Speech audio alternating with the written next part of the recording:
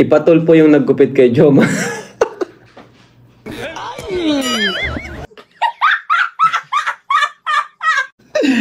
Patulpo na yung mga naggupit kay Papa Joms.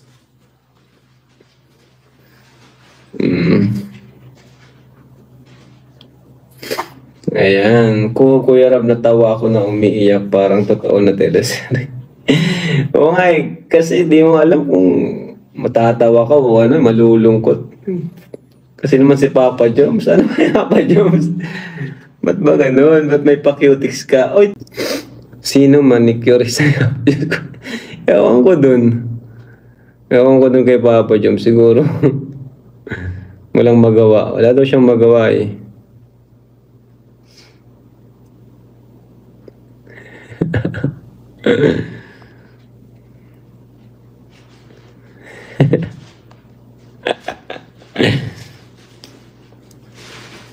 Sabi kasi namin pupunta kami doon kay Papa Joms.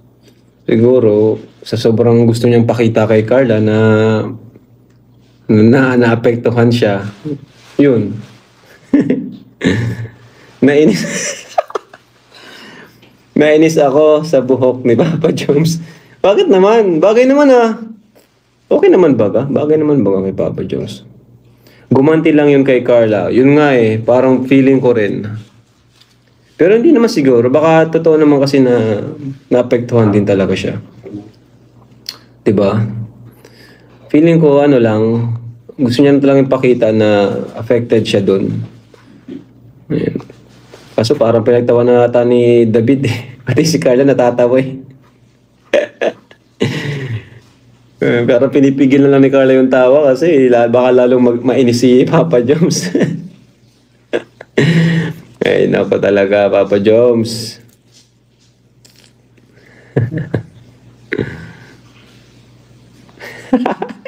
Di bagay kay Jomar masungit kasi hindi nakakatakot. Nakakatawa. Uy, grabe naman kay Papa Joms. Wag naman po. Respetuhin natin yung kanyang nararamdaman. Baka lalong hindi na yung sumama sa atin sa mga susunod. So yun na nga guys, no, nakita natin ang clip video na kinuha natin sa live ni Kalinga Prab. Ayan, sa mga hindi nakapanood nito, talagang marami talaga ang mga comment na nagko-comment ng natatawa nga sila dito sa bagong gupit ni Kalinga Jomar or ni Papa Joms. Para sa akin, okay naman yung gupit niya. Bagay naman sa kanya. Doon lang ako natawa sa kanyang pa-cutics dito sa kanyang sa kanyang ano guys, no, dito sa kanyang kamay. Talagang natawa talaga ako doon sa part na yun nung nakita ng camera. Uy, may ganon pala si Papa Joms. May pa-color-color na pala siya sa kanyang mga kuko. So, yun, para sa akin, okay naman yung ano niya, gupit niya, no? Meron pa nga dito nagsabi na ipapatulpo daw nila yung naggupit kay Papa Joms. Lagot na yung naggupit kay Papa Joms nung mapapatulpo na pa ng di oras. So yun nga po guys, no, sa mga hindi pa nakapanood ng part 51 ng Jomcar, ayan, panoorin niyo po kasi talagang ang daming nakasuporta ngayon. And imagine niyo guys, hindi pa umabot no ng 24 hours, talagang nakaka 500,000 views na po ito. So ganun kamahal ang Jomcar, ganun tinatangkilig ang Jomcar, ganun karaming supporters ang Jomcar. Ipagpatuloy pa natin yung suporta natin. So syempre guys, sa mga bago pa lang dito sa ating channel, bago tayo magpatuloy, baka naman hindi pa kayo nakapag-subscribe, please don't forget to subscribe to my channel. Paki-turn on na rin ang notification bell para mas updated kayo sa ating mga gagawing reaction video patungkol nga dito sa Kalingap, especially dito sa ating love team. And syempre, huwag din natin kalimutan, palagi natin suportahan ang pinakaama ng Kalingap, si Kuya Bal Santos Matubang, si Ate Edna Vlog, si Kalinga Prab, at syempre si Jack Matubang. So, suportahan natin ating mga keyboys, Kalinga partners. Ituloy natin yung mga comment ng ating mga solid Jomcar fans kung saan talagang natawa sila at gusto pa nilang ipatulpo nga yung nagupit kay Papa Joms. At nakita nyo ba guys yung part 51 kung saan meron pang pa-red horse si Papa Joms doon, di ba?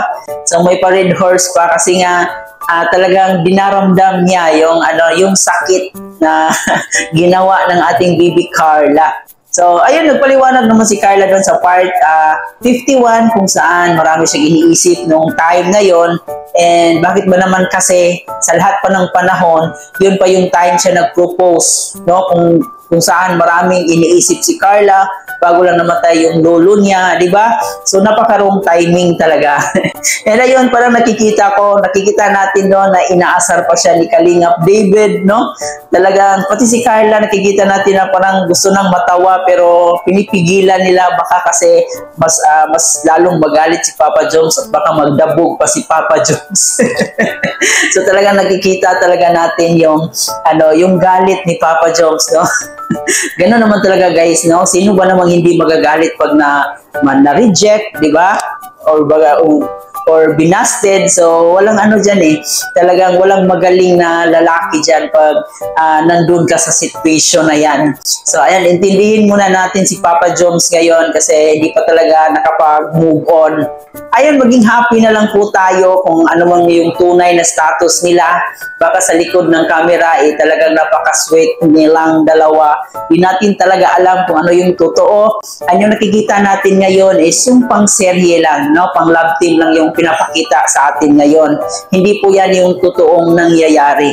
Or kung yan man yung totoong nangyari, so we hope na maging okay silang dalawa, no? Ayan, sa ating mga solid Jom Carl fans, yun, pagpatuloy lang natin yung suporta kay Kalingap Prab at dito sa mga love team na ginagawa niya. Hindi lang Jom Carl, Edsy, Danjoy, Rara. So, suportahan natin lahat ng love team ni Kalingap Prab. So, ayan lang po guys yung reaction video natin ngayon. Talagang, pati ako natawa talaga ako doon sa cutics ni Papa Jones, no? Kulay black pa yung cutex niya. Pero yung haircut niya, okay naman. Wala naman akong problema doon. Para sa akin, bagay naman yung ano niya, yung bagong haircut niya. Huwag na kayong mag-ano dyan. Choice naman ni Papa Jones yan. At saka, yung forma ni Papa Jones, okay pa din naman, di ba? And kahit ano pang gupit ni Papa Jones, wala eh. Nandun pa rin yung gwapo na lumilitaw pa rin yung kagwapuhan ni Papa Jones. So yan lang muna yung update natin ngayon guys. Maraming salamat sa panonood. Uulitin ko po sa mga di pa nakapag-subscribe dito sa ating channel. Huwag kalimutan mag-subscribe and syempre yung notification bell, paki-turn on na rin yan para mas updated po kayo sa ating magagawing reaction video. Muli po guys, ito nga po pala si Chloe TV. Maraming pong salamat sa panonood.